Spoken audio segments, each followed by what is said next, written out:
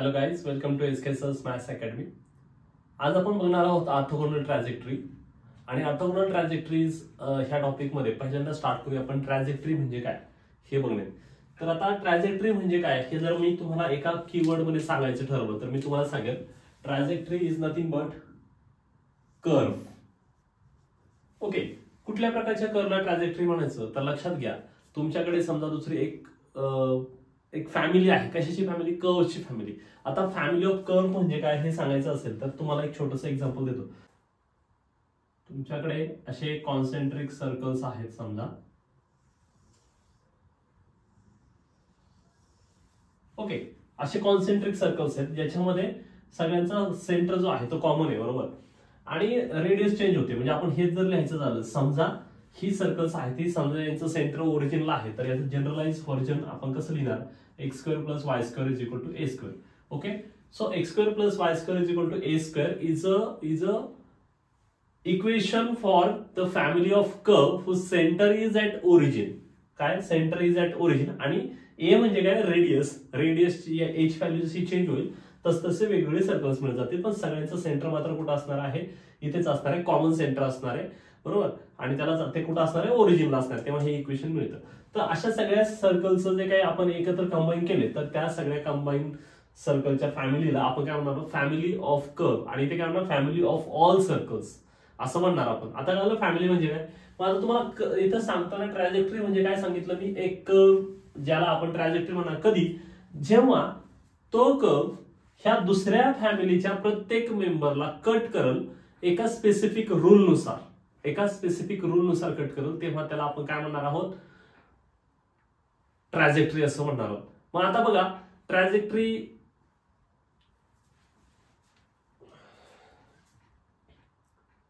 तर आता ट्रॅजेक्टरी म्हणजे कर्व असं म्हटलं. मी ते एक एक्झाम्पल सांगतो तुम्हाला. एक लाईन आपण घेतली समजा, आणि ती लाईन जी आहे ती लाईन समजा त्या सेंटर मधनं पास होते. तर ही लाईन म्हणजे एक कर्व आहे, बरोबर. कर्व आहे. मग ह्या कर्वला आपण ट्रॅजेक्टरी म्हणायचं का? तर चेक करूयात. ह्या लाईनने तुमच्या दुसऱ्या फॅमिलीतल्या प्रत्येक मेंबरला कट केलंय का? हो, केलंय. आणि प्रत्येकाला एका सेम रूल फॉलो करून कट केलंय का? हो, सेम रूल फॉलो करून केलंय. कारण आपल्याला माहिती आहे सगळ्यांना की एखादी लाईन जी आहे सर्कलच्या सेंटर मधनं जात असेल तर ती, याचा अर्थ काय झाली? त्या सर्कलला काय करते? बरोबर परपेंडिक्युलरली कट करते, बरोबर ना.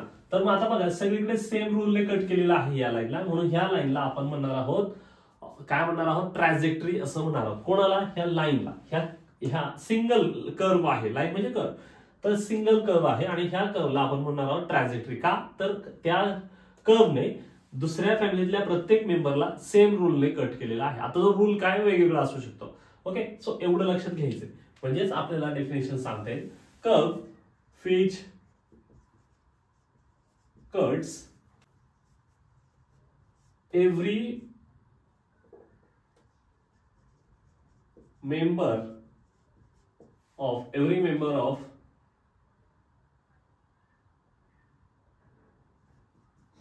other family of curve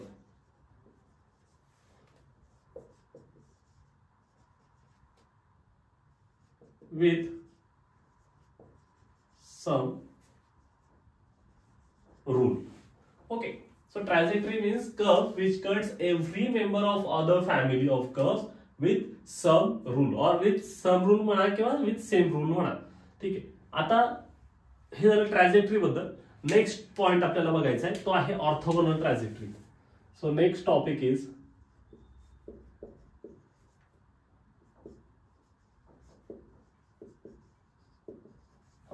मग याच्यासाठी कीवर्ड काय लक्षात ठेवायचा आहे? तर ऑर्थोगोनल ट्रॅजेक्टरीज म्हणजे काय?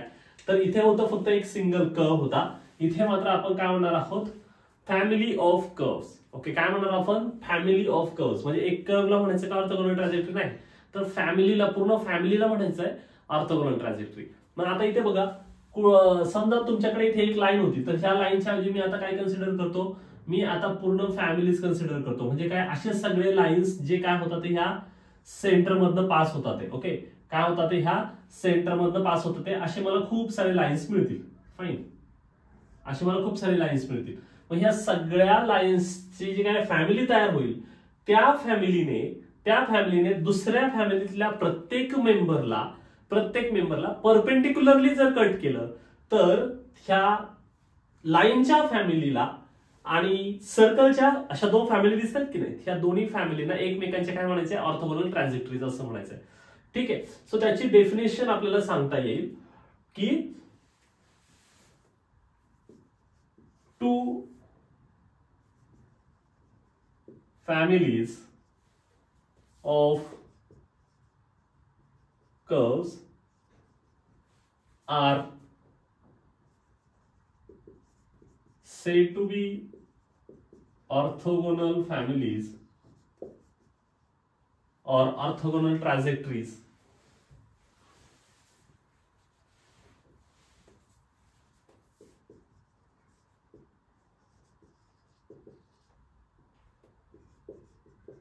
Of each other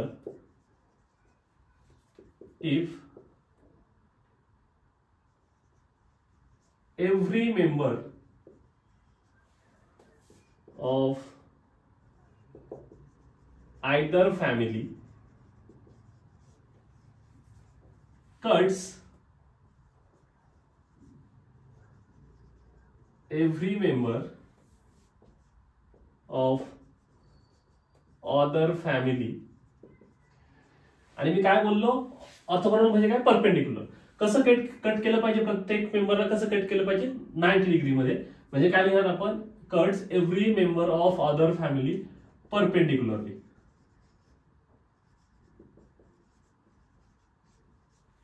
okay. So ही डेफिनेशन आहे, एवढं लक्षात ठेवायचं आपल्याला. आता आपल्याला कळलं ट्रॅजेक्टरी म्हणजे काय आणि ऑर्थोगोनल ट्रॅजेक्टरी म्हणजे काय.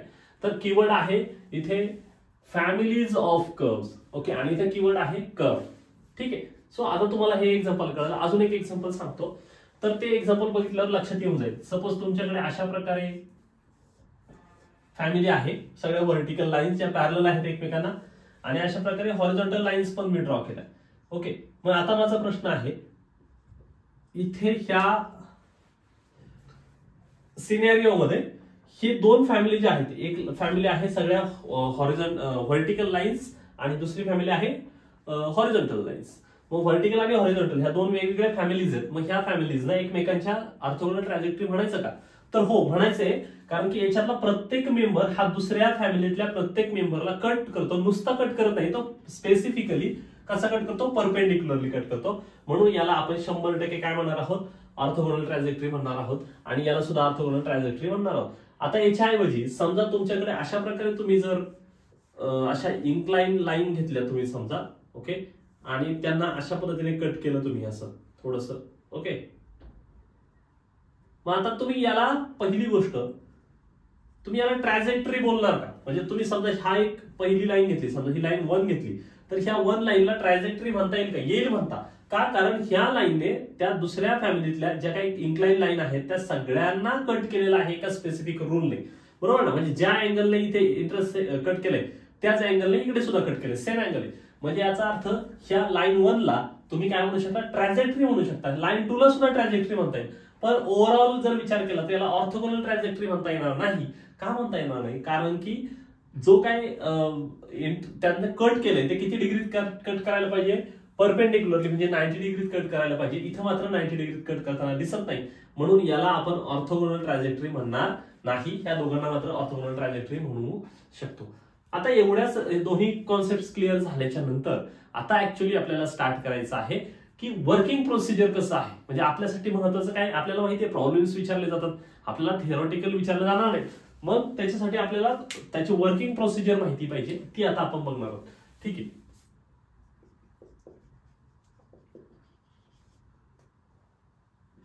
वर्किंग प्रोसिजर म्हणूयात किंवा वर्किंग रूल म्हणूयात. तर सगळ्यात पहिला मुद्दा की तुम्हाला काय दिलेलं असतं, तर तुम्हाला एक इक्वेशन दिलेलं असणार आहे. ओके. कशाचं इक्वेशन दिलेलं असणार आहे, तर गिवन फॅमिली तुम्हाला मेन्शन करून दिलं जाईल. सो इक्वेशन दिलेलं असणार आहे कोणाचं, तर गिवन फॅमिलीचं इक्वेशन दिलेलं असणार आहे. मग आपलं पहिलं काम काय आहे, ह्या इक्वेशनला सॉल्व्ह करायचंय. म्हणजे काय करायचं आहे, तर हे इक्वेशन नॉर्मल इक्वेशन असणार आहे.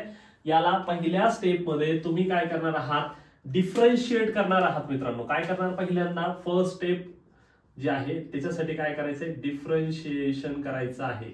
आणि एकदा का तुम्हाला माहिती आहे सगळ्यांना, डिफरन्शिएशन केलं की आपल्याला ह्या इक्वेशनचं काय मिळणार आहे, डिफरन्शियल इक्वेशन मिळणार आहे. तर हे कोणाचं असणार, differential equation of given family, जी फॅमिली दिलेली आहे त्याचं आपल्याला डिफरन्शियल इक्वेशन मिळणार. आता हे डिफरन्शियल इक्वेशन मिळालं की त्याच्यानंतर लक्षात ठेवा, हे डिफरन्शियल इक्वेशन आपल्याला एका स्पेसिफिक फॉर्मॅटमध्ये लिहायचं. म्हणजे काय करायचं, dy/dx ह्या फॉर्मॅटमध्ये इज इक्वल टू इकडे काहीतरी राहील, लक्षात ठेवा ह्याच फॉर्मॅटमध्ये नेहमी लिहायचं आहे. लक्षात ठेवा dy/dx एका बाजूला घ्यायचंय कंपल्सरी. आता हे करत असताना त्या डिफरन्शियल इक्वेशन मधनं जर एखादा आर्बिट्ररी कॉन्स्टंट किंवा पॅरामीटर ज्याला म्हणतो आपण, सो इथे जो पॅरामीटर जर आलेला असेल त्याला सुद्धा आपण रिमूव्ह करायचं आहे. Okay, so differential equation actually differentiation केल्यानंतर डिफरन्शियल इक्वेशन मिळेल, ते रिअरेंज करायचंय आणि त्याच्यातनं कोणाला इलिमिनेट करायचं, पॅरामीटरला करायचं. म्हणजे जो आर्बिट्ररी कॉन्स्टंट ज्याला म्हणतो ना आपण, सी असेल, ए असेल, एम असेल, जो काय असेल तो, तर त्या याच्यातनं आपल्याला इलिमिनेट करायचं आहे. ठीक आहे, आणि मग आपल्याला डिफरन्शियल इक्वेशन मिळेल ह्या फॉर्मॅटमध्ये, dy/dx एका साईडला मिळेल आणि दुसऱ्या साईडला काहीतरी एक्सप्रेशन असेल. आणि मग आपल्यासाठी महत्वाचा स्टेप जो आहे तो पुढे. मग त्या स्टेप मध्ये आपण काय करणार आहोत, तर आपल्याला काय पुट करायचंय, ह्या dy/dx च्या ऐवजी काय ठेवायचं आहे आपल्याला, -dx/dy. काय ठेवणार आहोत, -dx/dy ठेवायचंय.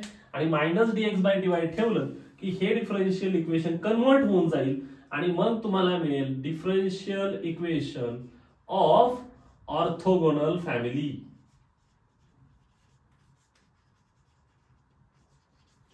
ओके, डिफरन्शियल इक्वेशन मिळेल कोणाचं, ऑर्थोगोनल फॅमिलीचं. आणि मग ह्या डिफरन्शियल इक्वेशन जे आहे त्याला आपण रिअरेंज करणार, त्याला व्हेरिएबल सेपरेबल फॉर्म मध्ये लिहिणार.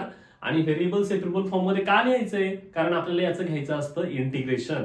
आणि इंटिग्रेशन घेण्यासाठी त्याला कन्वर्ट करायचं पहिल्यांदा व्हेरिएबल सेपरेबल फॉर्म मध्ये आणि त्याच्यानंतर त्याचं इंटिग्रेशन करायचं आहे. म्हणजे तुमची लास्ट स्टेज जी असणार आहे ती असणार आहे इंटिग्रेशन घेणं. ओके, इंटिग्रेशन घ्यायचे आणि मग तुम्हाला फायनली मिळेल डिफरन्शियल इक्वेशनच्या ऐवजी आता तुम्हाला फायनली काय मिळेल, equation of orthogonal family.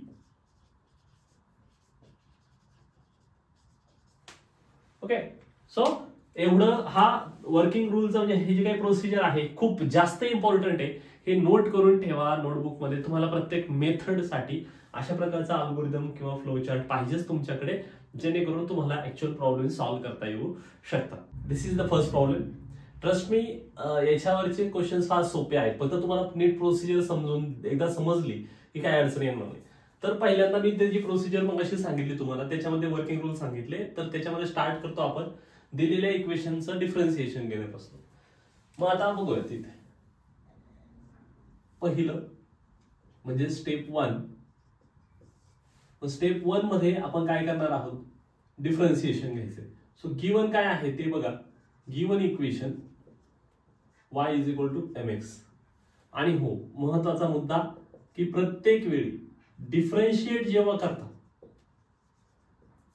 Compulsory with respect to एक्सच करायचं आहे. लक्षात आलं, काय करायचंय, प्रत्येक वेळी विथ रिस्पेक्ट टू एक्सच करायचं आहे. सो y ची डेरिव्हेटिव्ह म्हणजे derivative of y with respect to x काय लिहिणार, dx = m हा कॉन्स्टंट म्हणजे पॅरामीटर आहे तर त्याला ऍज इट इज ठेवायचं. x ची derivative with respect to x काय येणार आहे, 1 येणार. याला पहिल्यांदा 1 म्हणा आणि हे जे मिळवलं याला 2 बोल. आता काय करायचंय, फ्रॉम 1, लक्षात ठेवा फ्रॉम 1 याच्यातनं m ची व्हॅल्यू कॅल्क्युलेट करायची. सो काय आहे 1 तुमचं, y = mx. सो m ची व्हॅल्यू, m ला जागेवर ठेवा, x ला इकडे शिफ्ट करा. सो डिनॉमिनेटरला येऊन जाईल. सो m ची व्हॅल्यू मिळाली y/x.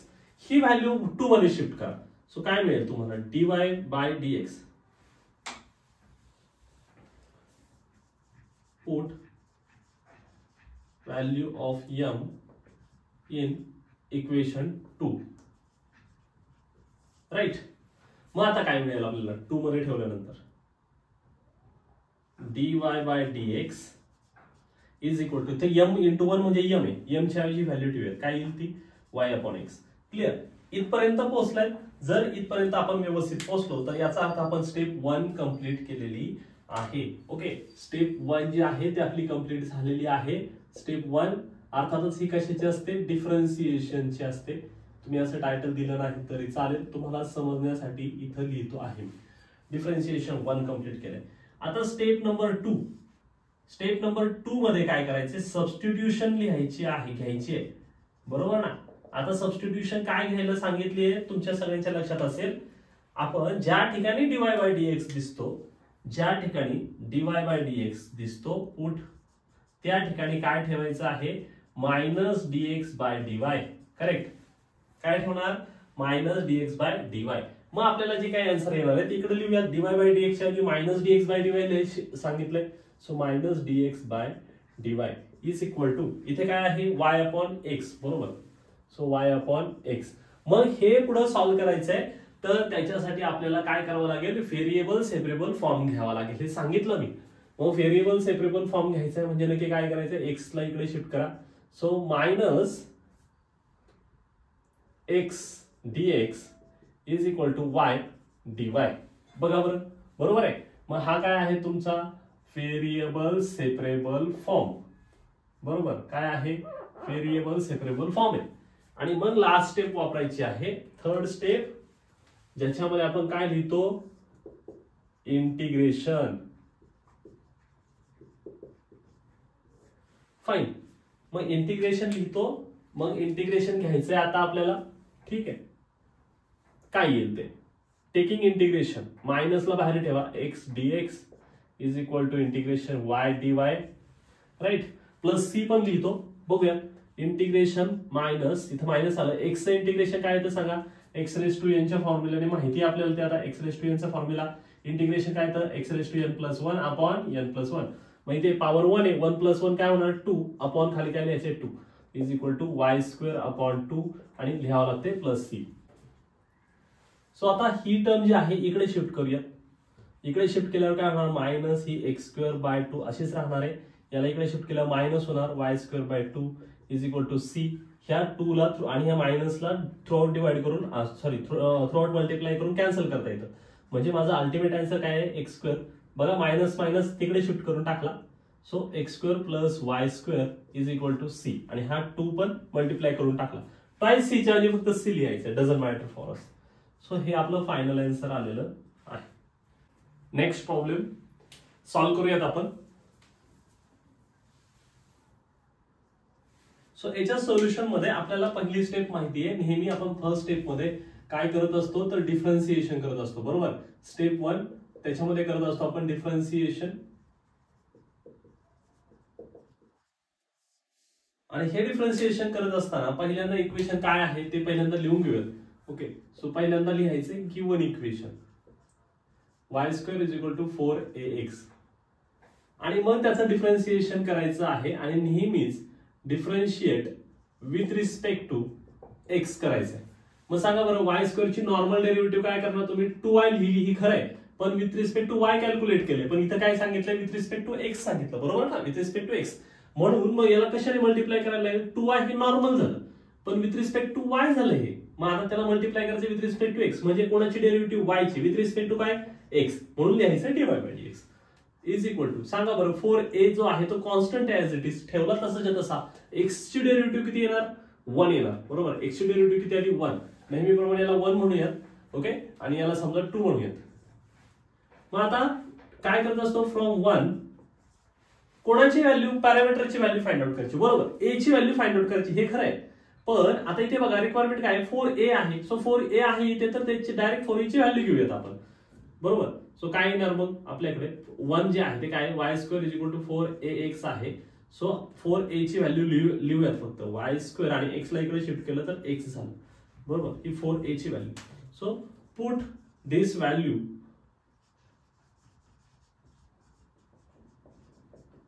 In equation 2.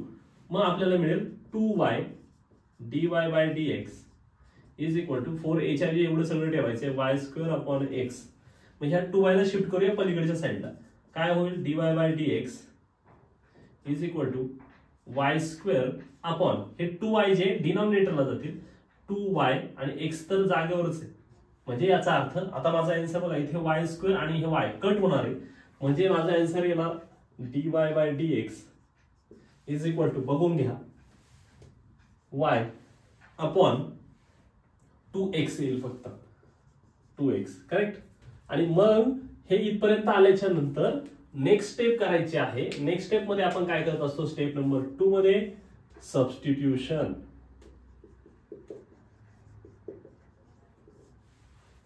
राईट. आणि मग सबस्टिट्यूशन काय ठेवायची आहे, फिक्स सबस्टिट्यूशन आहे. Put dy by dx is equal to minus dx by dy. Correct ना, बरोबर. आता इथे ठेवायची minus dx by dy is equal to y upon 2x. चला याच्यानंतर पुढची स्टेप आपल्याला माहिती आहे, व्हेरिएबल सेपरेबल फॉर्म करायचे. 2x ला इकडे शिफ्ट करूया, minus 2x dx is equal to dy ला इकडे शिफ्ट करूया y dy. आणि मग हे झालं तुमचं कुठल्या फॉर्मॅटमध्ये, variable separable form. Variable separable form झाला. आणि मग लास्ट स्टेपला काय करणार आहोत आपण, स्टेप नंबर 3. काय करायचंय स्टेप नंबर 3 मध्ये, इंटिग्रेशन.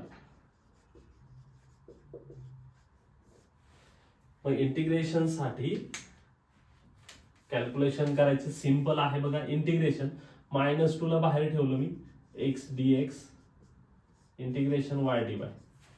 सांगा बरं आता काय येणार आहे, -2 x चं इंटिग्रेशन येणार x²/2 is equal to y²/2 आणि प्लस c. मग आता ह्या y इकडे घेऊया त्याला, सो इथे 2 ला 2 कट झाला, सो -x². हे इकडे आल्यावर -y², बरोबर. इथे अपॉन 2 आहे, so this is equal to c.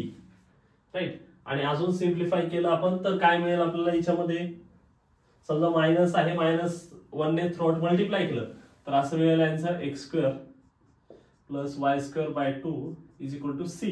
तो मॅनेज करून घेतला c साइन.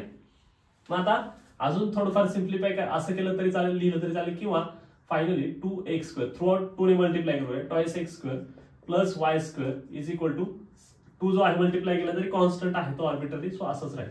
सो हे तुमचा आन्सर येणार आहे, twice x² plus y² is equal to c. Next problem solve करूया. Step number 1 differentiation.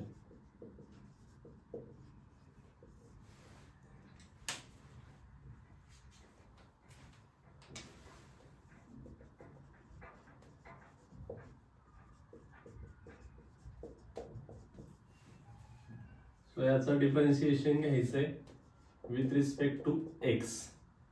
x² चे डिफरेंशिएशन येणार आहे 2x प्लस इथे 2 जागेवर आहे, आणि y² चं डिफरेंशिएशन म्हणजे y² ची derivative with respect to y किती येणार, 2y.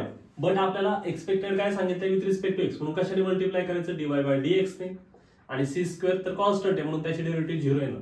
थोडं सिम्प्लिफाय केलं तर काय मिळेल, 2x plus 4y dy by dx is equal to 0. 2 cancel करू शकतो आपण, काय अडचण नाही. ठीक आहे, तसं लिहिलं तरी चालेल. समजा 2 ने थ्रू आउट जर डिवाइड केलं तर काय येणार आहे आपल्याकडे, इथे फक्त 2 येऊन जाईल, बरोबर ना. थ्रू आउट 2 ने काय केलं, थ्रू आउट डिवाइड केलं असा. आता गंमत अशी की इथे कुठलाही आर्बिट्ररी कॉन्स्टंट राहत नाही. आता आहे का इथे कुठला किंवा पॅरामीटर शिल्लक राहतो का, अगोदरच्या 2 प्रॉब्लेम्स मध्ये m असेल किंवा a असेल दिसायचे आपल्याला. पण आता इथे क्लिअर डिफरन्शियल इक्वेशन मिळालेलं आहे, याच्यामध्ये कुठलाही आर्बिट्ररी कॉन्स्टंट नाही. सो इथे रिमूव्ह करायची काय गरजच नाहीये, कळालं, तो नाहीच आहे तिथे, बरोबर. मग सगळं काय करायचं आहे, फक्त याला रिअरेंज करूया. फक्त कसं लिहिता येईल आपल्याला, बघा dy बाय dx म्हणजे 2y dy by dx is equal to x ला पलीकडे शिफ्ट करूया, -x येऊन जाईल. ह्या 2y ला आता पलीकडे शिफ्ट करायचं आहे. सो काय येणार सांगा, -x, आणि ह्या 2y ने जर आपण पलीकडे शिफ्ट केलं तर मल्टिप्लाय, पलीकडे गेल्यावर डिवाइड झाला 2y, बरोबर. मग आता नेक्स्ट स्टेप जी आहे ती नेक्स्ट स्टेप करायची. नेक्स्ट स्टेप काय आहे, स्टेप नंबर 2 सबस्टिट्यूशन. काय सबस्टिट्यूशन आहे लक्षात आहे आपल्या, put dy by dx is equal to -dx by dy. Right. dy by dx च्या ऐवजी ठेवूयात आपण -dx by dy is equal to -x upon 2y, बरोबर. इथे ठेवलंय आपण, असं मिळालं आपल्याला. मग आता व्हेरिएबल सेपरेबल फॉर्म मध्ये कन्वर्ट करण्याचा प्रयत्न करूयात. हे मायनस एक्स आहे त्याला इकडे शिफ्ट करूयात. काय येणार बघा, मायनस dx. एक तर गोष्ट क्लिअर आहे, मायनस मायनस कॅन्सल होईल, त्याला पुढे पुढे कॅरी फॉरवर्ड करायची गरज आहे. dx आलं आपल्याकडे, dx आणि ह्या x ने x ला इकडे शिफ्ट केलं तर डिवाइड झाला x इज इक्वल टू इथे काय dy आहे, हा dy डिनॉमिनेटर होता इकडे न्यूमरेटरला येऊन जाईल आणि काय राहील इकडे डिनॉमिनेटरला 2y असं ते मिळालेलं आहे. आता याच्यात अजूनही काय करू शकता तुम्ही, ह्या 2 ला इकडे आणू शकता, काय अडचण नाही, बरोबर. सो तुमच्याकडे हा जो आहे याला आपण म्हणणार आहोत व्हेरिएबल सेपरेबल फॉर्म. पुढची स्टेप जी आहे स्टेप नंबर 3, इंटिग्रेशन. इंटिग्रेशन मध्ये डायरेक्ट इंटिग्रेशन घ्यायचंय. आता ह्या 2 ला इकडे शिफ्ट केलं असतं तरी चाललं असतं, पण ठीक आहे आता आहे असं. इज इक्वल टू 1/2 बाहेर लिहितो मी आणि इथे येणार आहे dy बाय y.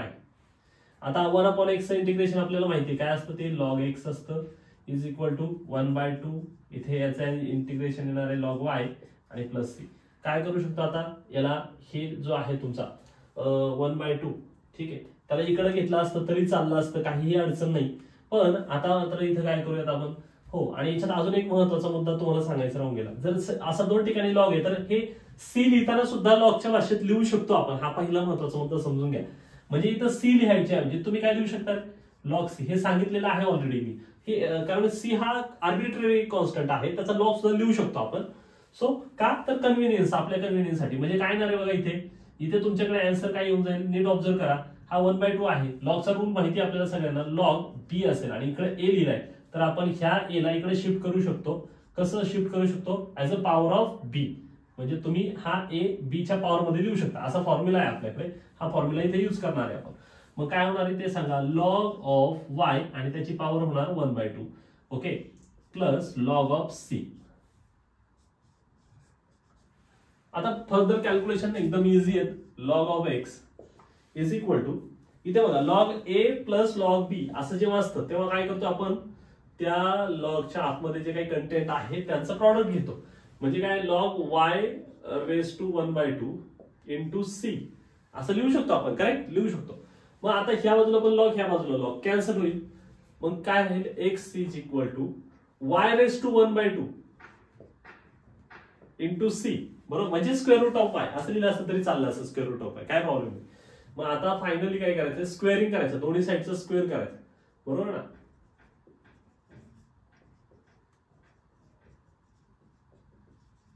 आणि स्क्वेअर केला तर काय मिळेल, इकडचा एक स्क्वेअर होईल आणि इथे वाय स्क्वेअर रूट आहे तर ते कॅन्सल होईल, फक्त वाय राहील into C square.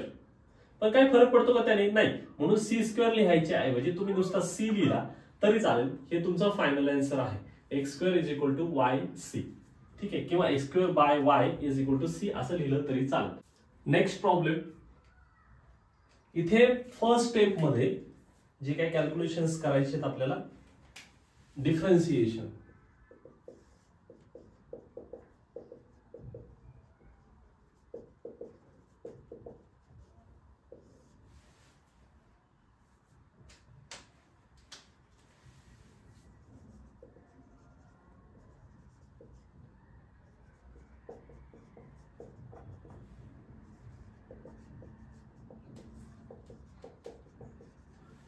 X with respect to x derivative घ्यायची, एक्स स्क्वेअरची डेरिव्हेटिव्ह येणार 2x plus c as it is, आणि वाय स्क्वेअरची derivative with respect to y येणार 2y. बट विचारलं विथ रिस्पेक्ट टू एक्स म्हणजे कशाने मल्टिप्लाय करायला लागेल, dy बाय dx, आणि 1 चे डेरिव्हेटिव्ह 0. हे एवढं समजून घ्या, बाकी काही अडचण येणार नाही. ओके, इथं with respect to y derivative काढली खरी, पण ऍक्च्युअली शोधायची होती विथ रिस्पेक्ट टू एक्स म्हणून मल्टिप्लाय केलं dy बाय dx. आता इथे 2 आहे कॅन्सल होऊन जाईल. So x plus c y dy by dx is equal to 0. हे केल्याच्या नंतर आपलं मेन स्टफ आहे, याला 1 म्हणत असतो आपण, याला 2 म्हणत असतो. सो फ्रॉम 1 काय करायचंय तर सी ची व्हॅल्यू, हा जो सी पॅरामीटर इथे इन्व्हॉल्व्ड आहे याला उडवायचंय. याला कसं उडवणार, याच्यावर सी ची व्हॅल्यू कॅल्क्युलेट करायची आणि ती त्याच्यात टाकून द्यायची, बरोबर. So x square plus c y square is equal to 1 आहे आपल्याकडे. सो आता बघा मी ऍडजस्ट करतोय, c y square is equal to 1, x स्क्वेअरला पलीकडे पाठवलं मायनस झाला तो, सो 1 मायनस एक्स स्क्वेअर झाला. आणि मग पुढच्या स्टेपमध्ये सी हवाय मला फक्त. सो 1 मायनस एक्स स्क्वेअर आणि हा वाय स्क्वेअर कुठे जाणार, मग आता इथे मल्टिप्लाय होता, इकडे गेलं कुठे जाणार, डिवाइड. सो सी ची व्हॅल्यू मिळाली मला. मग ही सी ची व्हॅल्यू पुट करणार मी. Put value of c in equation 2. माझ्याकडे हे जे 2 इक्वेशन आहे त्याच्यात पुट करणार मी. एक्स प्लस सी ची व्हॅल्यू जी आहे ती 1 minus x square by y square into काय आहे, इथे एक वाय आहे, dy by dx is equal to 0. Fine. So काय होणार बघा, ह्या y ला हा स्क्वेअर मधला एक y कट करणार आहे. मग माझ्याकडे अजून सिम्प्लिफाईड व्हर्जन मध्ये काय राहिलं बघा, x plus 1 minus x square dy by dx is equal to 0. Target आहे dy बाय dx ला एका साइडला लिहिणं, हे टार्गेट आहे ना. मग आता करूयात ते, प्रयत्न करूयात आपण. So 1 minus x square dy by dx आणि हा एक्स पलीकडे शिफ्ट केला तो मायनस एक्स झाला. आता ह्या ब्रॅकेटला पलीकडे शिफ्ट करायचं, इथे मल्टिप्लिकेशन मध्ये होतं, तिकडे जाऊन डिनॉमिनेटर मध्ये होणार. So dy by dx is equal to minus x upon 1 minus x square. बघा आता इथे आपल्याला व्हेरिएबल सेपरेबल फॉर्म मध्ये करायला स्कोप आहे. ओके. सो काय करता येईल याच्यात, तर पहिली स्टेप कंप्लीट केली आपण. सेकंड स्टेप,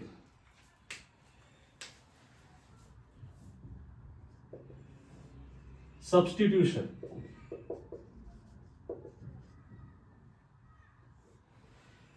आणि सबस्टिट्यूशन मध्ये काय ठेवायचं हे सांगितलंय मी. Put dy by dx is equal to minus dx by dy. मग इथे काय होईल आपलं, minus dx by dy is equal to minus x upon 1 minus x square.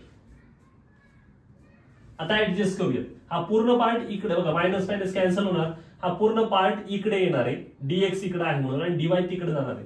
So इथे कसं करता येईल आपल्याला,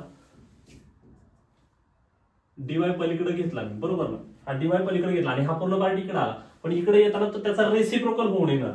सो काय येणार माझ्याकडं, 1 minus x square upon x आणि dx बाय फक्त dx राहील, dx राहील. dy ला पलीकडे पाठवलं बरोबर, आणि हा पूर्ण ब्रॅकेट इकडे घेतला, पण येताना तो रेसिप्रोकल होऊन आला.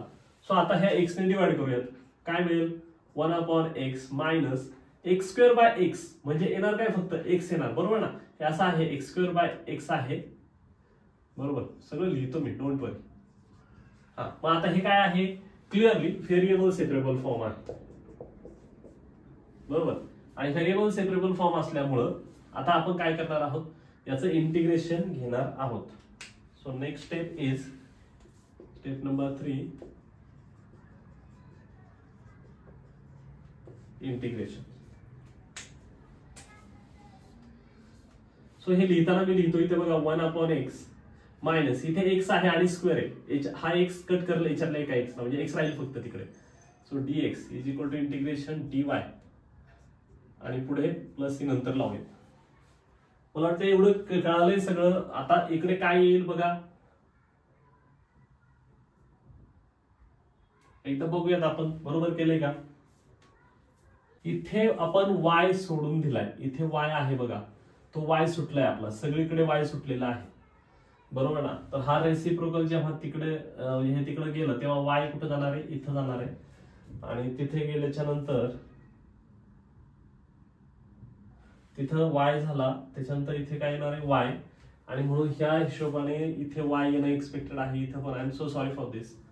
सो इथे पण y येणार आहे. सो फक्त तेवढं लक्षात घ्या की ते y राहिला होता तो आता मी ऍडजस्ट करून घेतलाय. मग आता इथे ऍक्च्युअली आन्सर काय येणार आहे आपलं, 1 अपॉन एक्स असेल तर काय येणार, लॉग एक्स मायनस एक्सचं इंटिग्रेशन काय येतं, x square by 2 is equal to वायचं इंटिग्रेशन काय येणार, y square by 2 plus C.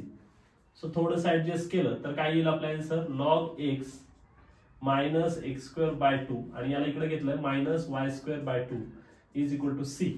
आता थ्रूआउट 2 ने मल्टिप्लाय करून घेऊया, तर येईल 2 लॉग एक्स, मायनस बाहेर कॉमन ठेवला, आतमध्ये काय राहील, x square plus y square is equal to c, बरोबर. And this is your final answer. ह्या याच्यात एवढे प्रॉब्लेम्स केले आपण, लक्षात ठेवा इथं फायनली तुम्ही लिहिताना हे लिहिलं तरी करेक्ट आहे, तरी तुम्हाला मार्क्स मिळणार आहे. हे लिहिलं तरी मार्क्स मिळेल, हे लिहिलं तरी मार्क्स मिळेल. याला अजून सुद्धा सिम्प्लिफाय करू शकतो. इथे 2 आहे तर इथे याची पॉवर लिहू शकतो आपण. म्हणजे हे अजून कसं लिहिता येईल, log x square minus x square plus y square is equal to c असं लिहिलं तरी चालेल, काही अडचण नाही.